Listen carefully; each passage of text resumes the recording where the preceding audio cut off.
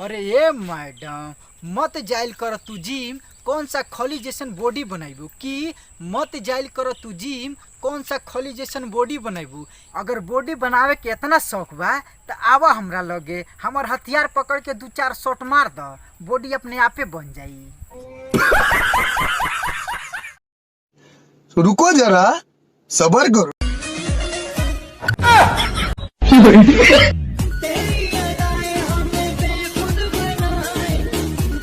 ये हरकत देख के लइकन के बनत नहीं के सेहत कि तोहार ये हरकत देख के लइकन के बनत नहीं के सेहत।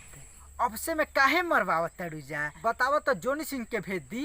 अरे दादा, एक के बारी में तोहरा गाड़े फाड़ दी। जवन तोहार आदत बा ना 2 मिनट में छूट जाई। अच्छा हमको सिखा रिया है।